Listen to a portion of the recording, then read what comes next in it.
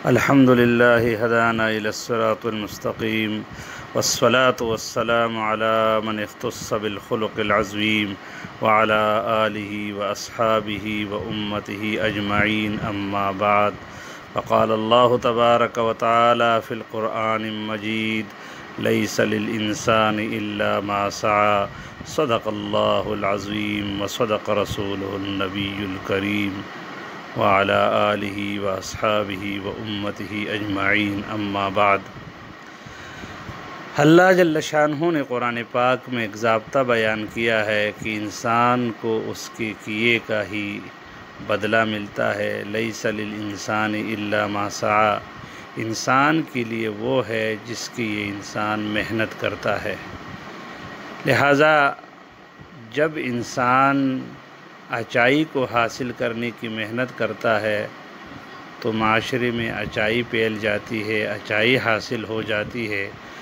और अगर खुदा न ख्वास्ता ये बुराई की तरफ चल पड़ता है तो फिर माशरे में बुराई फैल जाती है। इसी तरह इस मुल्क का और इस कौम का एक बहुत बड़ा अलमिया ये है कि इस मुल्क के अंदर जितनी भी हुक्मरान आए हैं अब तक एक ही सिलसिला और एक ही तरतीब है, जिसके वजह से कौम बेचारी का भी हाल ये है। और बज़ाहिर यही नज़र आता है कि हमारी हुकूमत ये बग़ैर क़र्ज़ों के चल नहीं सकती। जब तक हम क़र्ज़े नहीं लेते तो क़र्ज़े लेने के बग़ैर हमारा ख़ज़ाना खाली होता है। लिहाजा मुल्क का निज़ाम व इंसराम ये चल नहीं सकता। हैरानगी की बात है कि मुल्क के अंदर कमाने के कितने बड़े बड़े ज़राए मौजूद है, लेकिन ये अल्लाह का निज़ाम है कि जब किसी कौम के अंदर हराम आम हो जाता है और जो है ना हराम की तरफ छोटे और बड़े चल पड़ते हैं तो अल्लाह ताला बरकत उठा देते हैं। और बरकत के उठने की वजह से फिर माल की कसरत और रेल पेल भी हो, फिर भी वो मसले हल नहीं होते। लिहाजा यहाँ भी यही मामला है कि बग़ैर क़र्ज़ों के हमारी हुकूमत नहीं चल सकती। हालांकि ऐसी बात नहीं है। हुज़ूर सल्लल्लाहु अलैहि वसल्लम ने रियासती मदीना, जिनकी हमारे हुक्मरान मिसाल देते हैं, रियासती मदीना का अगर हम नज़र दौड़ाए तो हाल ये है कि बिल्कुल मुहाजिरीन के पास तो दुनिया का कोई सबब ही नहीं है। ये हाल है कि बिल्कुल अपना घर बार माल जान माल सब कुछ छोड़कर ये लोग मदीने आए हैं। और मदीने वाले भी कोई इतने ज़्यादा मालदार नहीं है, ज़मींदार किस्म के लोग हैं और मज़दूर कार किस्म के लोग हैं।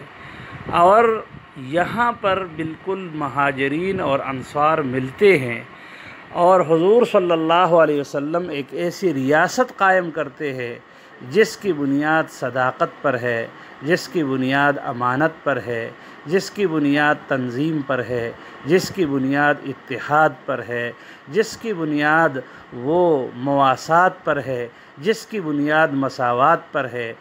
जब ये सिफ़ात माशरे के अंदर ज़िंदा होती है, किसी रियासत में ज़िंदा होती है, और जब किसी माशरे के अंदर ये सिफ़ात हो कि वो पेट पर पत्थर बांधना उसने सीखा हुआ हो।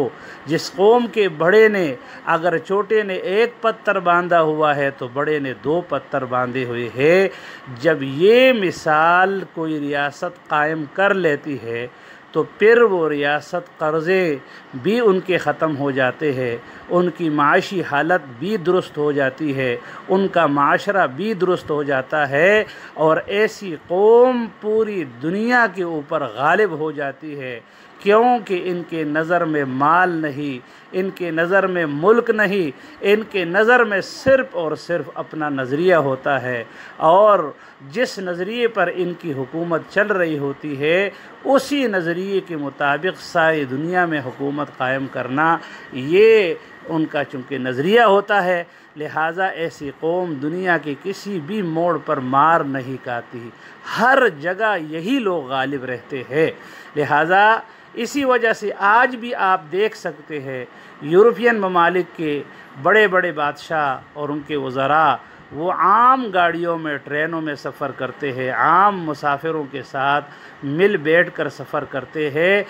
आम सफ़र करने की वजह से एक बादशाह को पता चलता है कि मेरी रियाया पर क्या गुज़रती है, तब वो अपनी रियाया की दुख और दर्द को समझता है।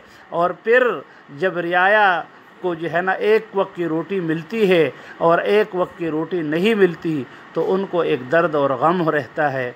इसी तरीके से अगर रियाया के अंदर कोई शख्स बीमार है तो उनकी बीमार पुरसी के लिए हज़रत उमर रज़ी अल्लाह अन्हु ख़ुद जा रहे हैं, और अगर जो है उनकी अहलिया के लिए ज़रूरत है तो अपनी अहलिया को जो है खिदमत के लिए ले जाते हैं, और वो वहाँ जाकर उनकी अहलिया जो है ज़च्चा की खिदमत करती है।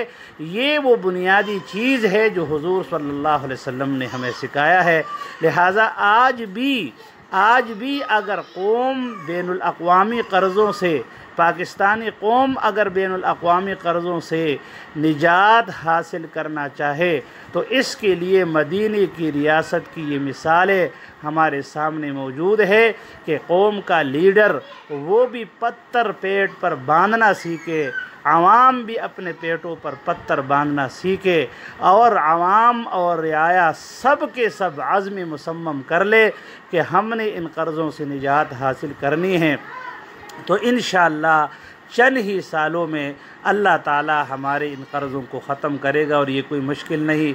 हमारे इस ज़माने में सबसे बेहतरीन आइडियल इस ज़माने में वो तय्यब उर्दगान है कि उन्होंने चंद साल की मेहनत से जो है, चंद साल की मेहनत से वो सारे के सारे कर्ज़े भी ख़त्म करवा दिए, और साथ साथ जो है ना वर्ल्ड बैंक IMF उनको जो है बाकायदा तौर पर ये पैगाम दिया कि अगर आपको कर्ज़े की ज़रूरत हो तो हम आपको कर्ज़ा दें। और आज अल्हम्दुलिल्लाह तुर्की जो है वो माशी एतबार से तरक्की कर रहा है।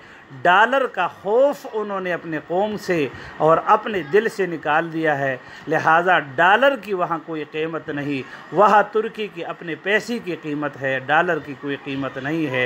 लिहाजा मुझे भी यही कुछ अपने आवाम को और अपने लीडरों को कहना है कि ये भी आज के ज़माने में कम से कम तय्यब उर्दगान के तौर तरीक़े को इख्तियार कर ले, जिसके ज़रिए से अल्लाह जल्ल शानहू जो है जिस तरह उन कौमों को उनको अल्लाह ताला ने निजात अता की, जिस तरह उनको अल्लाह ताला ने निजात अता की, इसी तरह अल्लाह जल्ल शानहू हमें भी निजात अता करेंगे इन कर्ज़ों से। और इंशाअल्लाह ये कौम इस कर्ज़ के अंदर डूबती हुई जो कश्ती के अंदर सवार है, अल्लाह ताला इस कश्ती को पार लगा देगा। व आखिर दावाना अनिल हम्दुलिल्लाहि रब्बिल आलमीन।